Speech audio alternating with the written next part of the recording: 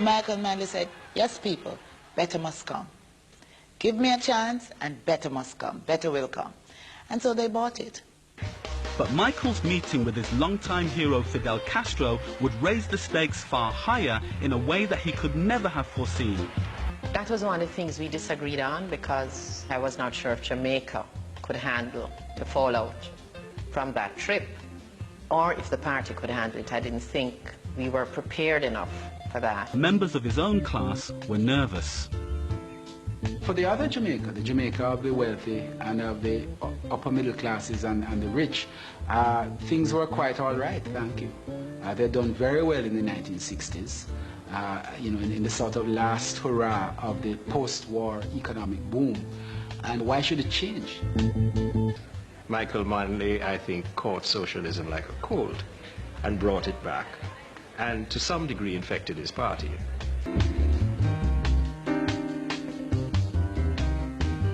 Jamaicans like to be free to make their own decision.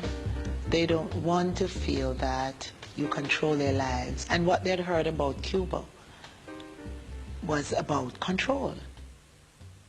The thought of living under a regime where you were under total control of the state was something that Jamaicans abhor, and that Jamaicans felt they would rebel. They would rather die than go through that. Castro and Manley had a close friendship. Soon, Cuban specialists were advising Jamaicans on workers' cooperatives and building new schools on the island. The relationship had not gone unnoticed in Washington. Say now, why are we taking this risk to anger the United States of America? And the answer is this: we are not angering the United States of America. They are angering themselves. They are not going to tell me what relationship I have with Fidel Castro. We paid for it, you know, we paid for it dearly in terms of aid. At home, Manley's socialist dream had become a middle-class nightmare. If you don't like it, Manley told them, there are 5 flights a day to Miami. In the months that followed, thousands took his advice. Planes were packed with Jamaica's middle classes, taking their money with them. Most of these were of the entrepreneurial class. So we had a horrendous picture of the country sliding into 8 years of negative growth, record high inflation, record high unemployment. With the wealthy leaving in droves and US aid cut from $13 million to a mere $4, Manley was in deep trouble. The Cabinet has accordingly advised the Governor-General to act and proclaim a state of public emergency. When they called the state of emergency, they locked up all the frontline leadership of the Jamaica Labour Party, the frontline workers. I was one of those who was locked up.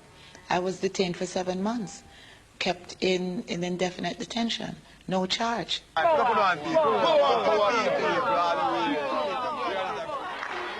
Michael had enough grassroots support to win the 1976 election, but the crisis still deepened. Foreign businesses found more friendly places to invest their money. They frightened away every foreign investor that we had, and a lot of local investors at the same time, because they were threatened. They were told that they were not the sort of people that were not wanted here, that Jamaica was going to be a socialist country, and that the capitalist was no longer welcome.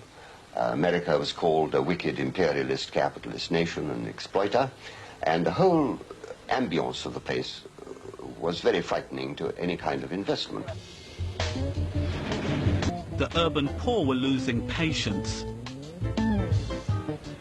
Michael Manley had no choice but to bow to US pressure as his socialist dream of a free, equal, independent Jamaica crumbled before his eyes. He went to the World Bank and effectively handed over the running of the country to the IMF. Jamaica's future would now be in the hands of foreigners.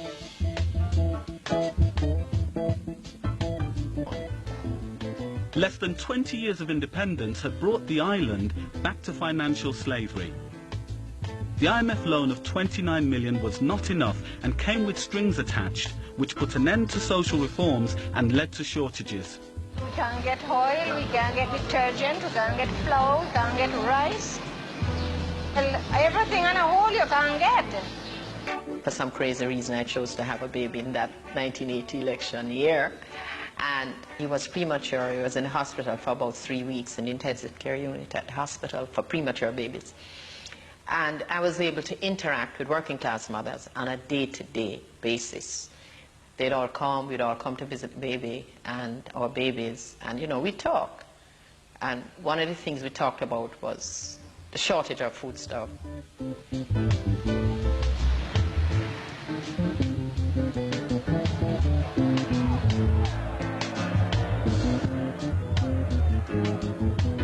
I saw people who were willing to die just to free Jamaica at that time, because the people felt that they were in bondage.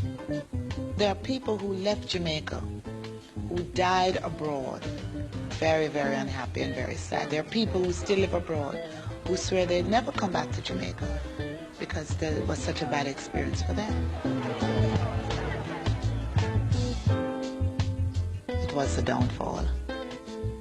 I'm telling you, it was a period where people hated him. They really hated him.